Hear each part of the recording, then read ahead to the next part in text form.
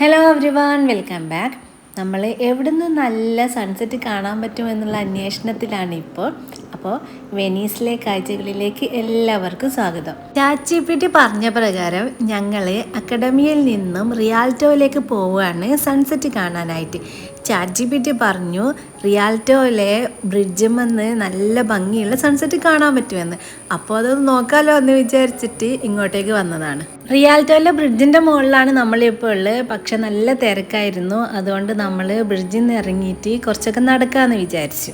Sunset time ആവാൻ ഇനിയും ഒരുപാട് സമയമുണ്ട്. എങ്ങനെയാണ് ഇവിടുന്ന് സമയം ചിലവാക്കേണ്ടതെന്ന് അറിയാണ്ട് അങ്ങോട്ടും ഇങ്ങോട്ടും വെറുതെ നടക്കാൻ തുടങ്ങി അങ്ങനെ ഞങ്ങൾ നടന്ന് എത്തിയൊരു സ്ഥലമാണിത്. ഈ ഒരു സ്ഥലത്ത് വെള്ളം കരകവിഞ്ഞ് ഒഴുകുന്നത് പോലെ ഉണ്ടായിരുന്നു. അപ്പോഴാണ് എനിക്കൊരു കാര്യം ഓർമ്മ വന്നത്. ചില സമയങ്ങളിൽ വെനീസിൽ വെള്ളപ്പൊക്കം എന്നൊക്കെ പറഞ്ഞിട്ട് ചില വീഡിയോകൾ പ്രചരിക്കാറുണ്ട്. അത് ആ സ്ഥലത്ത് നിന്ന് എടുക്കുന്ന വീഡിയോ ആണെന്ന് എനിക്ക് കണ്ടപ്പോൾ തന്നെ മനസ്സിലായി. ഞാനൊരു ജെലാറ്റോവും പിന്നെ മക്കൾക്ക് വേണ്ടിയിട്ട് ഫുഡൊക്കെ വാങ്ങിയിട്ട് ഞങ്ങൾ വീണ്ടും ഈ ബ്രിഡ്ജിൻ്റെ മുകളിൽ വന്ന് നിന്നു. നിഷാദ് എന്നോട് ഇങ്ങനെ പറഞ്ഞോണ്ടേ ഇരിക്കുന്നുണ്ട്, സൂര്യനെ കാണാനേ ഇല്ല, കാർമേഘം മൂടിയിട്ട് സൂര്യനെ കാണുന്നേ ഉണ്ടായിരുന്നില്ല, അപ്പോൾ എങ്ങനെ സൂര്യാസ്തമയം കാണാനാ എന്ന്. എന്നാലും കുറച്ച് വെയിറ്റ് ചെയ്ത് നോക്കാം എന്ന് ഞാൻ നിഷാദിനോട് പറഞ്ഞെങ്കിലും നിഷാദ് പറഞ്ഞു ഇവിടെ നിന്ന് വെറുതെ സമയം കളയണ്ട, നമുക്ക് വേറെ എവിടെയെങ്കിലും പോവാം. അതിനു മുമ്പായി ഞാൻ കുറച്ച് ഫോട്ടോസൊക്കെ എടുത്തിട്ട് ഞങ്ങൾ വേറൊരു സ്ഥലത്തേക്ക് പോയി. ഇതാണ് സാന്റാ മരിയ ഡെല്ല സെല്യൂട്ട് ബസിലിക്ക. ഞാൻ കഴിഞ്ഞ വീഡിയോയിൽ അക്കാഡമിയ ബ്രിഡ്ജിൻ്റെ മുകളിൽ നിന്ന് ഈ ഒരു ബസിലിക്ക കാണിച്ചു തന്നിട്ടുണ്ടായിരുന്നു. ഫോട്ടോഗ്രാഫേഴ്സിൻ്റെ ഇഷ്ടപ്പെട്ട ഒരു പോയിൻ്റാന്നൊക്കെ പറഞ്ഞിട്ട് കാണിച്ചു തന്നിട്ടുണ്ടായിരുന്നു. അപ്പോൾ നമ്മൾ അവിടത്തേക്കാണ് വന്നിരിക്കുന്നത്. അപ്പോൾ ഇങ്ങോട്ടേക്ക് വരാൻ കാരണം ഇവിടെ കുറച്ച് സീ സൈഡാണല്ലോ, അപ്പോൾ നമ്മൾക്ക് സൺസെറ്റ് കാണാൻ പറ്റുമെന്ന് വിചാരിച്ചിട്ട് വന്നതാണ്. പക്ഷേ എന്താ പണി കിട്ടിയെന്ന് വെച്ച് കഴിഞ്ഞാൽ ഇവിടെ ആയിരുന്നില്ല സൺ സെറ്റ് ചെയ്യുന്നുണ്ടായിരുന്നത്, ഓപ്പോസിറ്റ് ഭാഗത്തായിരുന്നു സൺ സെറ്റ് ചെയ്യുന്നുണ്ടായിരുന്നത്. അപ്പോൾ സൺ സെറ്റ് ചെയ്യുന്നത് നമ്മൾ ശരിക്കും കാണാൻ പറ്റിയില്ല. എന്തായാലും സൺ സെറ്റ് ചെയ്യുന്നത് കാണാൻ പറ്റുന്നുണ്ടായിരുന്നില്ല, കാരണം സണ്ണിനെ കാണാനേ ഉണ്ടായിരുന്നില്ല കാർമേഘം മൂടിയിട്ട്. പക്ഷേ നല്ലൊരു എന്താ പറയുക, സന്ധ്യാസമയത്ത് ഒരു ആംബിയൻസ് ഇല്ലേ, അത് നമുക്ക് ആസ്വദിക്കാൻ പറ്റി ഈ ഒരിടം വന്നിട്ട്. നമ്മൾ നോർമലി എടുക്കുന്ന ബോട്ട് ഈ ഒരു സ്റ്റോപ്പിൽ നിർത്തില്ലായിരുന്നു. നമ്മൾ റിയാൽറ്റോ ഒന്ന് സാൻ മാർക്കോയിലേക്ക് ഇടയിലുള്ള ഒരു ബോട്ട് റൈഡ് എടുത്തതാണ്. അത് ഒരുപാട് സ്റ്റോപ്പുകളിൽ നിർത്തിയിട്ട് സ്ലോലി പോകുന്നൊരു ബോട്ടായിരുന്നു. ആ ബോട്ട് എടുത്തിട്ടാണ് ഞങ്ങൾ വന്നത്. അപ്പോൾ എനിക്ക് സ്റ്റോപ്പിൻ്റെ നെയിം ഓർമ്മയില്ല. ഞങ്ങൾ ഈ ഒരു ബസിലിക്ക കണ്ടിട്ട് ഞങ്ങൾ നോട്ട് ചെയ്ത് വെച്ചതായിരുന്നു ഇടയ്ക്ക്. അപ്പോൾ അത് കണ്ടുപിടിച്ചിട്ടാണ് ഈ സ്റ്റോപ്പിൽ ഞങ്ങൾ ഇറങ്ങിയത്. അവിടുന്ന് തിരിച്ച് ഞങ്ങൾ റിയാൽറ്റോയിലേക്ക് വീണ്ടും വന്നു. റിയാൽറ്റോയിലെ സ്റ്റോപ്പിൽ നിന്നായിരുന്നു നമ്മളുടെ റൂമിൻ്റെ അടുത്തുള്ള സ്റ്റോപ്പിലേക്ക് പോകുന്ന ബോട്ട് കിട്ടുക. അപ്പോൾ റിയാൽറ്റോയിൽ വന്ന സ്ഥിതിക്ക് ബ്രിഡ്ജിൻ്റെ മുകളിൽ പോയിട്ട് വീഡിയോസൊക്കെ എടുക്കാമെന്ന് ഞാൻ നിഷാനോട് പറഞ്ഞു. അങ്ങനെ ഞങ്ങൾ ബ്രിഡ്ജിൻ്റെ മുകളിൽ പോയി വീഡിയോസൊക്കെ എടുത്തു. നല്ല ഭംഗിയുണ്ടായിരുന്നു ബ്രിഡ്ജിൻ്റെ മുകളിൽ നിന്ന് ഈ കാഴ്ചകളൊക്കെ കാണാൻ. പിന്നെ ഈ സമയത്തും ഒരുപാട് പേര് ഗോണ്ടോള റൈഡിനൊക്കെ പോകുന്നുണ്ടായിരുന്നു. ഈ സമയത്ത് ഗോണ്ടോള റൈഡ് എടുത്തു കഴിഞ്ഞാൽ നല്ലൊരു എക്സ്പീരിയൻസ് ആയിരിക്കും എന്ന് എനിക്ക് തോന്നുന്നു. വെയിലില്ല, പിന്നെ കുറച്ച് തണുപ്പും ഉണ്ട്. അപ്പോൾ ഒരു നല്ലൊരു എക്സ്പീരിയൻസ് തന്നെയായിരിക്കും എന്ന് തോന്നുന്നു. കുറച്ച് പേരൊക്കെ ഗോണ്ടോള റൈഡ് നടത്തുന്നുണ്ടായിരുന്നു. രാത്രി ആയതുകൊണ്ട് ചില ബോട്ട് സർവീസുകളൊക്കെ നിർത്തിവെച്ചിരുന്നു. ഭാഗ്യത്തിന് ഞങ്ങളുടെ റൂമിൻ്റെ അടുത്തേക്ക് പോകുന്ന ഒരു ബോട്ട് സർവീസ് ഉണ്ടായിരുന്നു. അങ്ങനെ അതിൽ കയറി ഞങ്ങളുടെ റൂമിലേക്ക് തിരിച്ചു. അപ്പോൾ രാത്രി ഇരുട്ടുന്നത് വരെ ഇവിടെ സ്പെൻഡ് ചെയ്യാൻ ഉദ്ദേശിക്കുന്നവർ ബോട്ട് ടൈമിങ് ഒന്ന് നോക്കി വെക്കുന്നത് നല്ലതായിരിക്കും. പിറ്റേ ദിവസം ബ്രേക്ക്ഫാസ്റ്റൊക്കെ കഴിഞ്ഞ് ഹോട്ടൽ റൂമിൽ ചെക്കൗട്ട് ചെയ്തിട്ട് ഞങ്ങൾ റെയിൽവേ സ്റ്റേഷനിലേക്ക് പോയി. റെയിൽവേ സ്റ്റേഷനിൽ നിന്ന് നമ്മുടെ ഹോട്ടലിൽ നിന്ന് വരാൻ നല്ല എളുപ്പമായിരുന്നു.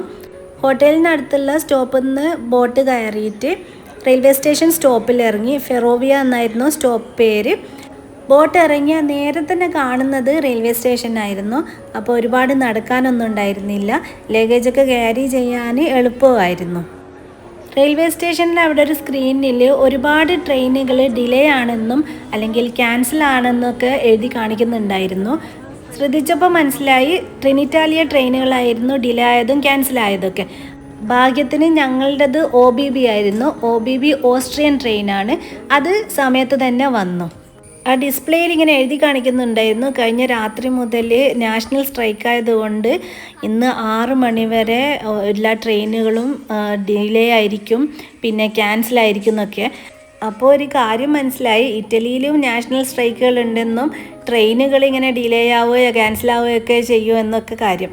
അതുകൊണ്ട് ഇന്ന സ്ഥലത്തു നിന്ന് മറ്റൊരിടത്തേക്ക് പോകുന്നതിന് മുമ്പ് ട്രെയിന് ഓൺ ടൈം ആണെന്നൊക്കെ ഉറപ്പ് വരുത്തിയിട്ടൊക്കെ നമുക്ക് റെയിൽവേ സ്റ്റേഷനിലൊക്കെ പോയാൽ മതി. നമ്മൾ എങ്ങോട്ടേക്കാണ് പോകുന്നതെന്ന് ഞാൻ ഇതുവരെ പറഞ്ഞിട്ടില്ല. നമ്മൾ ബൊൾസാനോ എന്ന് പറഞ്ഞിട്ടുള്ള ഒരു കുഞ്ഞു നഗരത്തിലേക്കാണ് പോകുന്നത്. എന്ന് വെച്ചാൽ നമ്മൾ നോർത്തേൺ ഇറ്റലിയിലേക്ക് പോവുകയാണെന്ന്. പോകുന്ന വഴിക്ക് നല്ല ഭംഗിയുള്ള കാഴ്ചകളായിരുന്നു. ഒരുപാട് മുന്തിരിത്തോട്ടങ്ങൾ കാണാനിടയായി.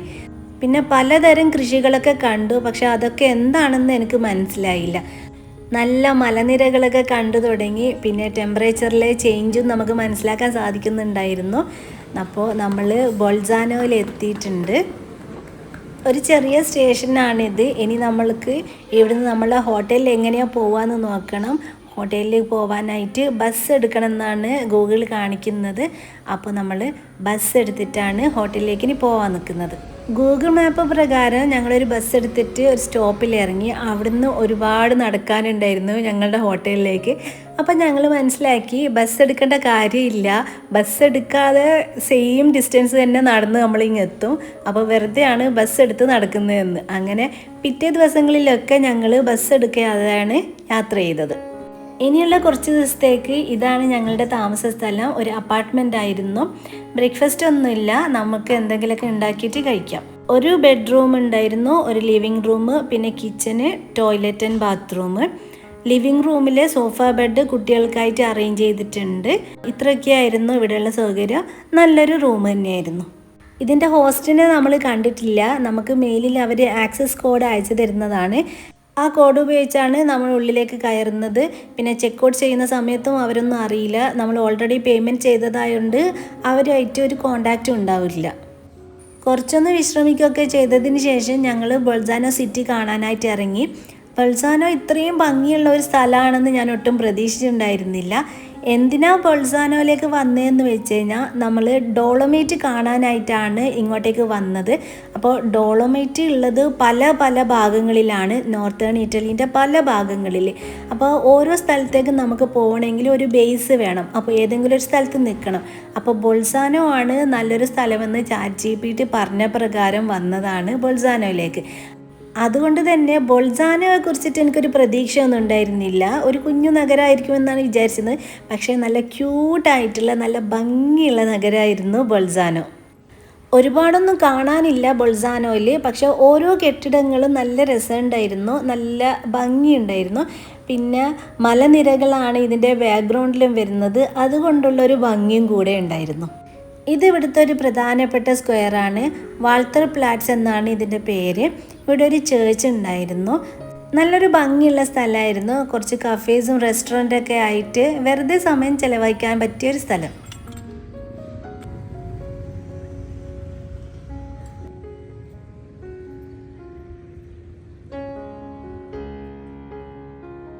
ഒട്ടും പ്രതീക്ഷിക്കാതെ നമ്മൾ അവിടെ ഒരു ലോക്കറിൻ്റെ കഫേ കണ്ടു. ലോക്കർ ഒരു ഇറ്റാലിയൻ ബ്രാൻഡാണല്ലോ, അപ്പോൾ അത്ഭുതപ്പെടാനൊന്നും ഇല്ലെങ്കിലും ബൊൾസാനോയിൽ ലോക്കർ കാണുമെന്ന് ഞാൻ വിചാരിച്ചിരുന്നില്ല.